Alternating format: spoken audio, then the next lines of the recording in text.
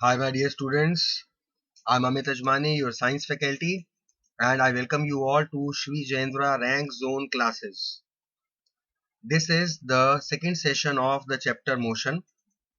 In the previous session, I actually gave you an advice, but in the form of a lecture, I suppose, to study well. And those who have been doing it, and those who have read, understood, and learned the previous topics, very good. I appreciate their hard work.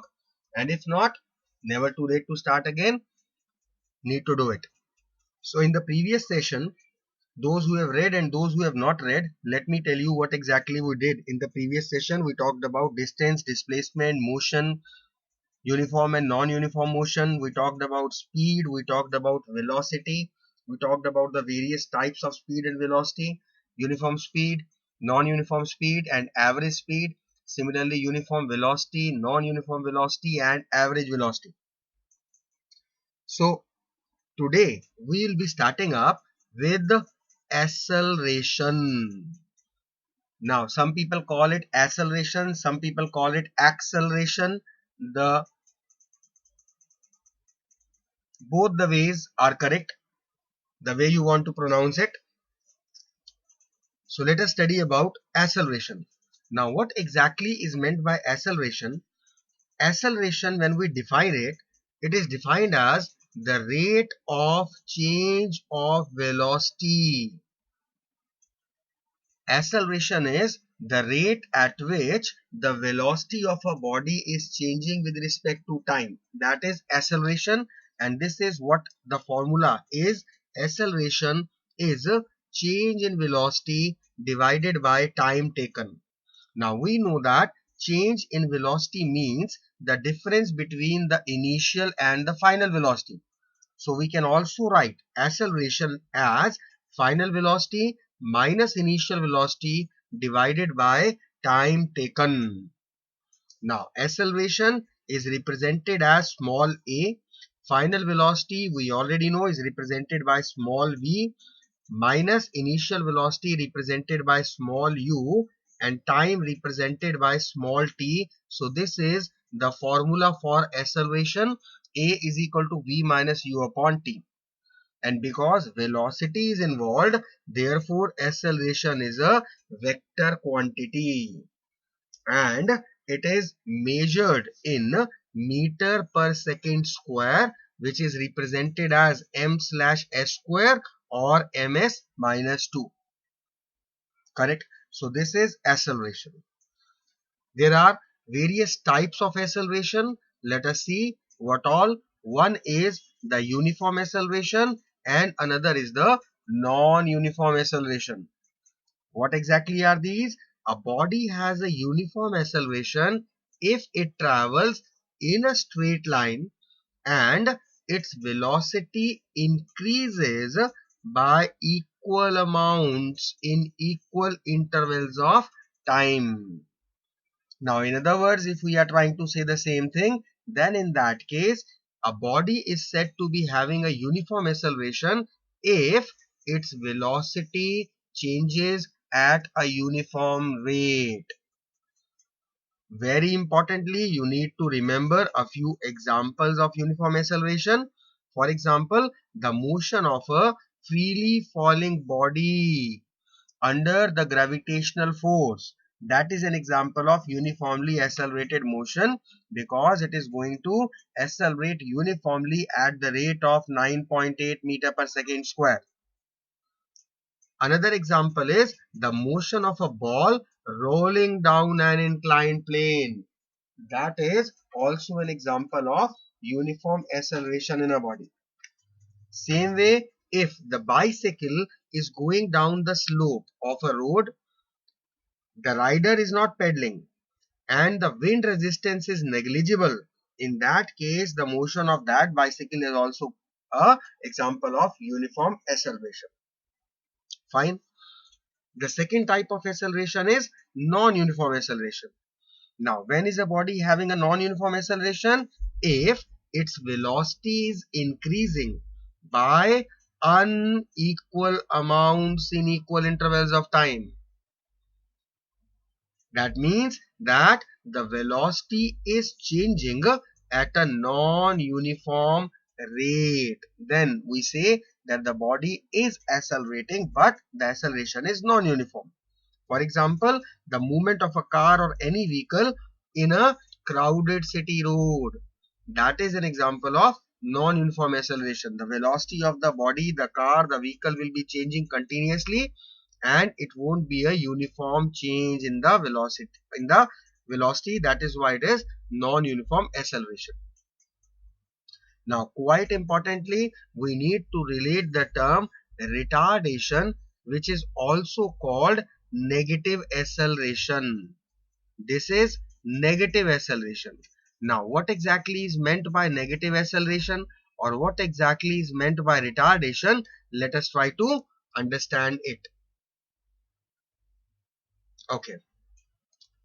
If the velocity of the body is decreasing or it is slowing down, this is known as retardation.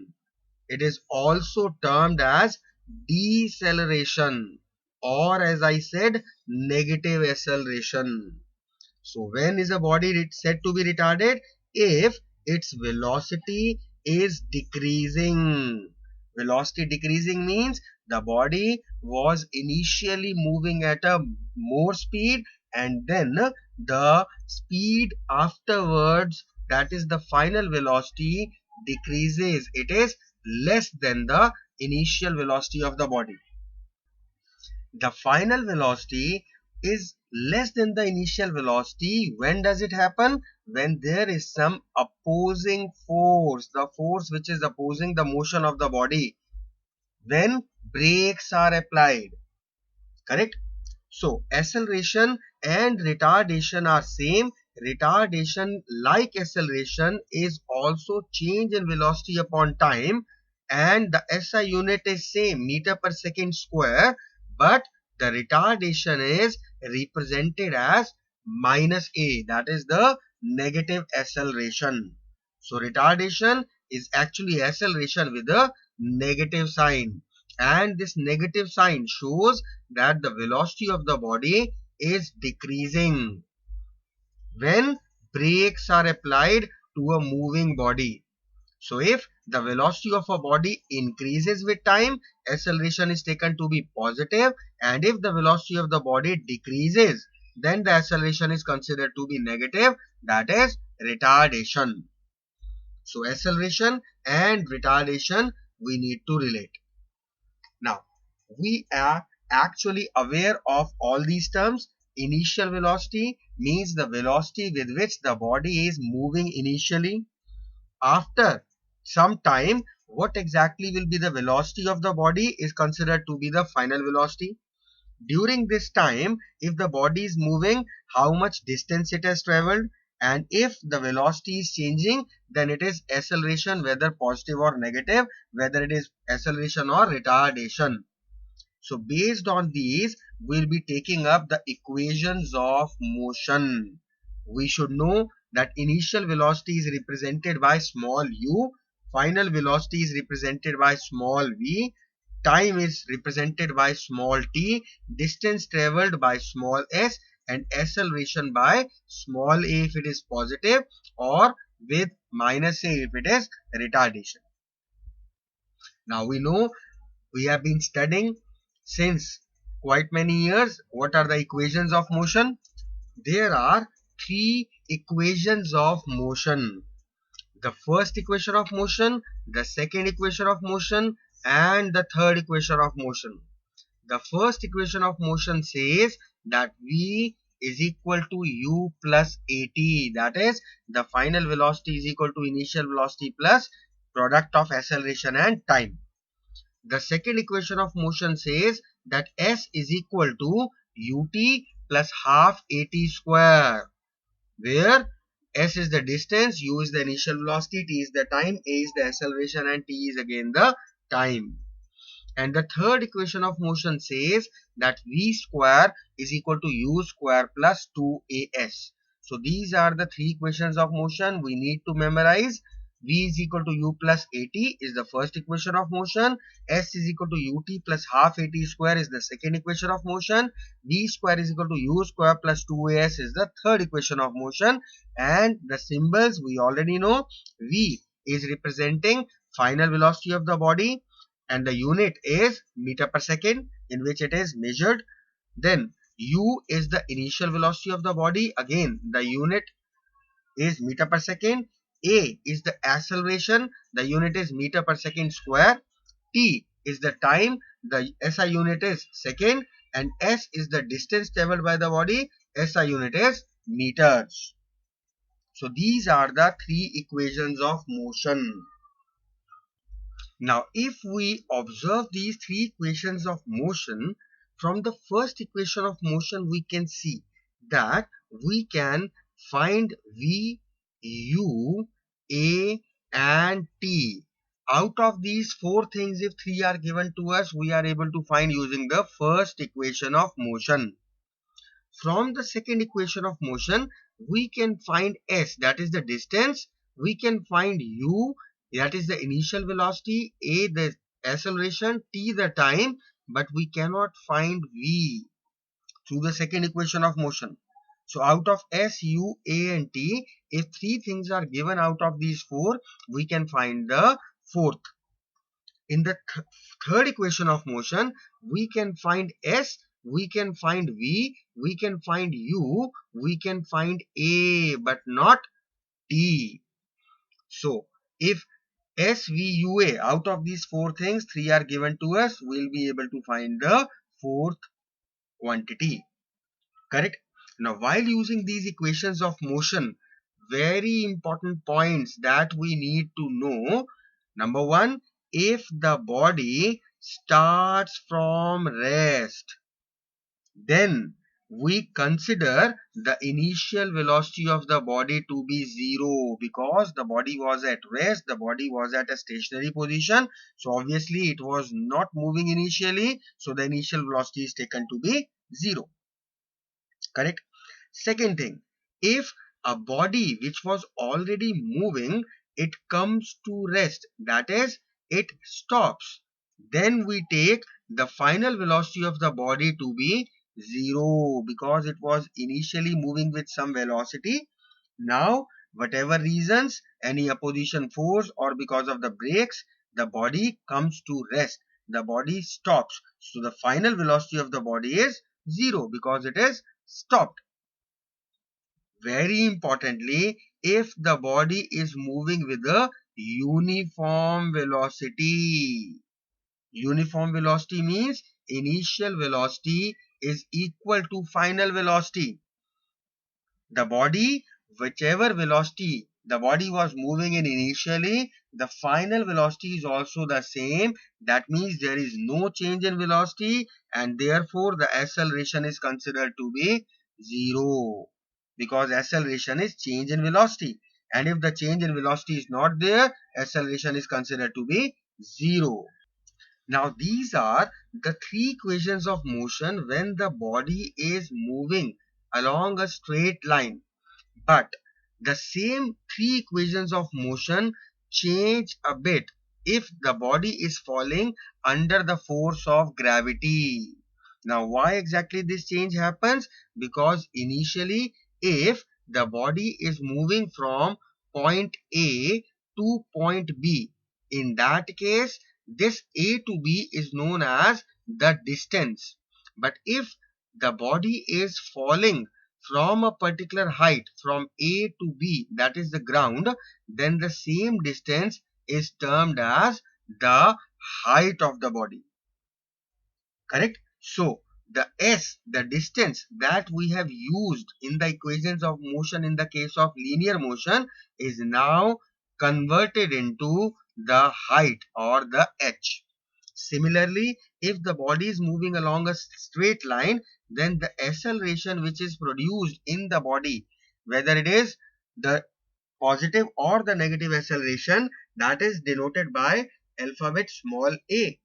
But when the body is actually under gravity, then whatever the acceleration is there, it is due to the gravity, and acceleration due to gravity, we know that it is represented by small g.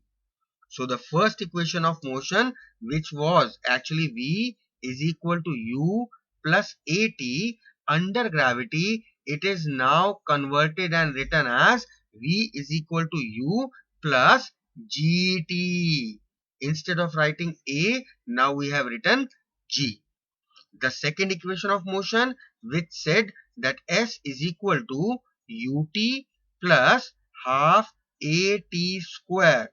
Now we'll replace S by H, we'll replace A by G. So now the second equation of motion for a body under gravity becomes H is equal to UT plus half GT square. Similarly, third equation of motion, which is V square is equal to U square plus 2AS. Now A is replaced by G and S is replaced by H. So now our third equation of motion for a body under gravity becomes V square is equal to U square plus 2GH. Correct? And in these, V is the final velocity of the body. Of course, the SI unit is meter per second. U is the initial velocity, same SI unit. Velocity is always expressed in meter per second. G is the acceleration due to gravity. And we know the value for acceleration due to gravity is 9.8 meter per second square. T is the time taken, SI unit is second, and H is the height of the body, SI unit is meters. Once again, there are a few things, very important points that we need to remember while utilizing these equations of motion. What are they? Number one, if a body is dropped down from a particular height, we take its initial velocity to be 0 because it is being dropped down, so it is assumed that the body was not moving initially. Correct?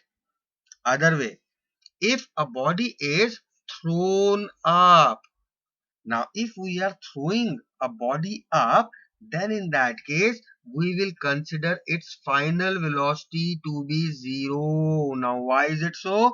Because with whichever velocity, with however force you will throw this body up, it is going to go up, and attaining a particular height, it is going to stop. And once it will stop, from there it will start falling down. So whenever a body is thrown up, then the final velocity is considered to be 0. Right? So these are the two things we need to remember regarding the velocity. The third thing is we need to relate the value of G. We know it is 9.8 meter per second square because this is the acceleration produced in a body due to gravity. But if a body is thrown up, in that case we will take G to be minus 9.8 meter per second square. Why we are going to take G minus? Because once the body is thrown up, it is going up, it is going against gravity. That is why its speed, rather than increasing with this 9.8 meter per second square, it is going to decelerate at this rate. But if a body is dropped down, now it is falling under the force of gravity, so it is going to accelerate. Due to that acceleration due to gravity, in a positive way, it is going to speed up. So now the acceleration will be taking 9.8 meter per second square positive. Right? So we need to relate when the value of G is taken to be minus and when is the value of G taken to be plus. Alright. So this is all about our equations of motion, whether it is of a linear motion, V is equal to U plus AT, S is equal to UT plus half AT square, V square is equal to U square plus 2S. Three equations of motion. And if it is the body is under gravity, then V is equal to U plus GT. A is replaced by G. H is equal to UT plus half GT square. S is replaced by H. and v square is equal to u square plus 2gh. Okay, and the plus and minus signs, and when we are going to take u and v to be 0 under both the cases, whether it is linear motion or it is the motion under gravity. Fine. Now our next topic is very important, so I want you people to focus on this because you get one question out of this topic for sure. So make sure you understand this topic, which is graphical representation of motion. We are going to represent motion through graphs. Now when we talk about graphs, we will be studying about two graphs. One is distance time graph. Now in these distance time graphs, we'll be taking distance on the y-axis and time on the x-axis. This will be how we are going to represent a distance time graph. Distance is small s and time is small t. So distance time graph are also represented as ST graphs, where we are going to represent distance on the y-axis and the time on the x-axis. Okay. Now, if we are presenting a distance time graph, very importantly, the first thing is, if on a distance time graph, this is distance time graph, we see a straight line like this. This straight line in a distance time graph represents uniform motion or uniform speed. It is one or the same thing, uniform motion or uniform speed. Correct? So there are two ways of saying the same thing. First way is, if the distance time graph shows a straight line, it is uniform motion or uniform speed. The second way of saying the same thing is that uniform motion is presented as a straight line on distance time graphs. Correct? Second is, if on a distance time graph, this is again a distance time graph, we have a curve. This curve is called a parabola. Correct? So if it is a curved line, this curved line on a distance time graph, non-uniform motion, the curve on a distance time graph shows non-uniform motion or non-uniform speed.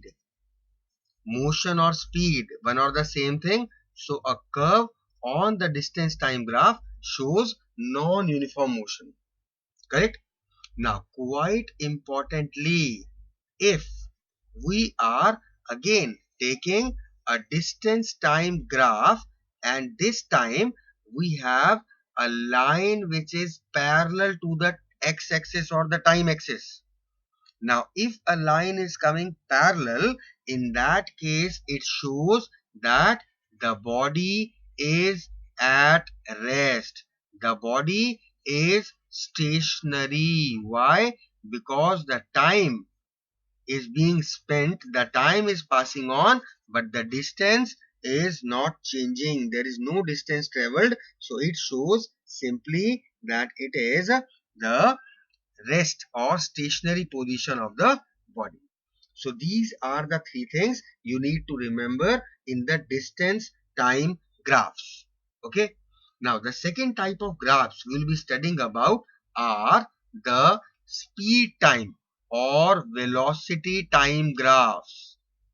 These are the velocity time, or they are also called the speed time graphs. Since velocity is represented by small v, so these graphs are always also called Vt graphs. And again, just like ST graphs, we will take the velocity on the y-axis and the time on the x-axis. Okay, I think I have been using it on the x and the y. So we need to relate that it is the velocity on the x-axis and the time on the y-axis. I've been using it for quite some time now, and I think you people have not even related it. So we just need to relate what exactly is the axis. In a graph, this horizontal axis is known as x-axis and the vertical one is called y, and the point of intersection is called origin. Now these velocity time graphs are very important because in a velocity time graph, if we have a straight line pointing upwards, this straight line shows uniform acceleration. This is uniform acceleration, correct? And if we are drawing a velocity time graph, and in this velocity time graph, if we have a curve in the upward direction, curve means that it is non-uniform, and since it is pointing upwards, that means the velocity is increasing, which relates that it is a acceleration but non-uniform acceleration. So a velocity time graph showing a curved line upwards shows non-uniform acceleration. Acceleration is positive. The velocity is increasing with respect to time. Correct? So if the line is pointing upwards, whether it is straight line or curve, it is always acceleration. But if on a VT graph, one graph, we can relate the another VT graph. If we have a straight line pointing downward or a curve pointing downward, if it is pointing downwards, it simply means retardation. If it is a straight line, it means it is uniform retardation. Correct? And if it is not a straight line, in that case, it means that it is non-uniform retardation. Correct? So whenever the VT graph is showing the slope downward, whether it is the straight line downward or a curve downward, it simply means it is retardation. If it is a straight line, it will be uniform retardation, and if it is a curved line, it will be non-uniform retardation. Again, very important, if on a VT graph we have a line which is coming parallel to the time axis, which is coming parallel to the x-axis, this means that with the passage of time the velocity remains fixed. The initial velocity is equal to the final velocity, which means that the acceleration is zero and the body is moving with constant speed. It is constant speed. The speed is uniformly moving without any acceleration. So there is no acceleration. So these are a few graphs which you need to relate, you need to remember. And there are lot many points which are very important, which we need to take care of. So I have summed up all these points here. If you want, you can even note them down or you can try to relate. First thing, in the drawing of graph, the term speed and velocity, they are used in the same sense. Second thing, in drawing graphs based on motion, time is always taken along the x-axis and distance or speed or velocity, whatever we are taking along with it, it is taken along the y-axis. Correct? The distance time graph of a body moving at uniform speed is always a straight line. Or in other words, if the distance time graph shows a straight line, it is always uniform speed. The slope of the distance time graph, it indicates speed. How much? is the slope that shows that how much speed is there in the body. Correct? So if the speed of the body is uniform, then the distance time graph is a straight line. But if the speed of a body is non-uniform, then the graph between distance traveled and time is a curved line that we have seen already. Correct? So what does it mean? If the distance time graph of a body is a straight line, it means it is uniform speed. And if the distance time graph is a curved line, it is non-uniform speed. And if the displacement time graph is drawn, then it will represent velocity rather than speed. So if the displacement time graph of a body is a straight line, it represents uniform velocity. Correct? And if it is showing a curve, then it means non-uniform velocity.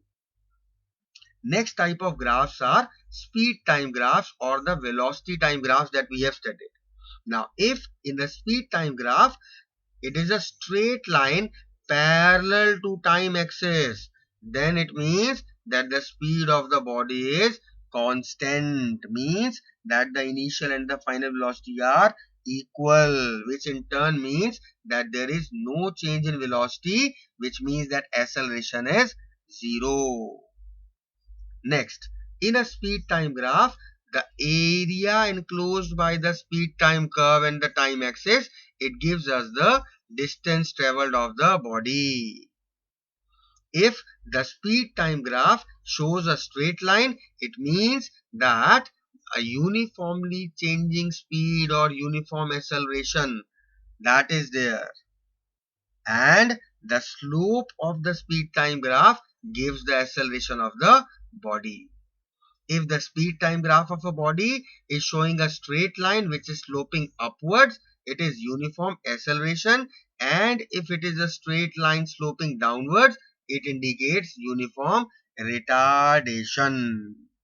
These are all very important points that you need to relate. Now, one simple question is, if I am drawing a graph and it is a straight line, what does this straight line represent? What exactly will be meant by this straight line? If any of you has thought of an answer, whether it is uniform motion or uniform speed or uniform acceleration, you are all wrong. Surprised, huh? Sir, straight line, it shows uniform. Uniform what? Is it uniform speed or uniform acceleration? For that, the very first important thing we needed to observe was which type of graph this is. We are not actually given any labeling. We have to relate what are there on the y and x axis, because if it is a speed time graph, then this straight line will represent uniform speed or uniform motion. But had it been velocity time graph, then the same straight line is uniform acceleration. So before giving your answer, you need to observe what type of graph is given. You need to relate this graph, whether it is the distance time graph or the velocity time graph. And velocity or speed is represented by small v. Distance is represented by small s. While doing equations of motion also, I told you there are certain students who are in a habit, in a hurry, they try to write or they try to read or relate s as an acronym, an abbreviated form for speed, which is not so. Small s in physics represents distance while we are doing motion topic. This represents distance. So you need to be very cautious while giving your answers. If you are not going to observe the questions properly, then in that case there is no use of learning and cramming the things. If you are not able to observe, you will get it wrong, and when you are coming out from the examination, you are going to discuss this question with your friends or teachers or referring through the book. The first expression is, oh my god, what have I done? But you have already done it, you can't change it. So you need to be very, very observant, especially these type of questions where the meaning altogether changes if it is a VT graph or it is an ST graph. Fine. So this is all about graphs.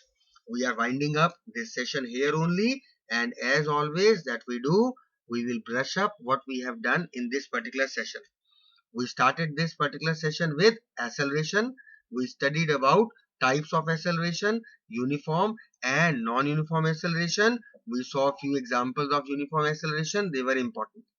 Next, we talk about negative acceleration, which is retardation, which is also known as deceleration. Correct?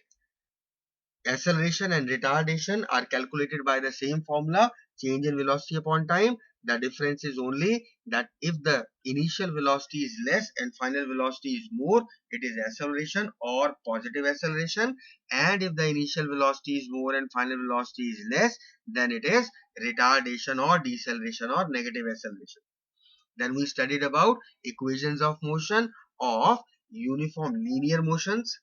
In a straight line, three equations of motion: v is equal to u plus at, s is equal to ut plus half at square, and v square is equal to u square plus 2as. The same we saw when we are talking about the equations of motion under gravity. The s distance is replaced by h height, and the a acceleration is replaced by g acceleration due to gravity. That's it.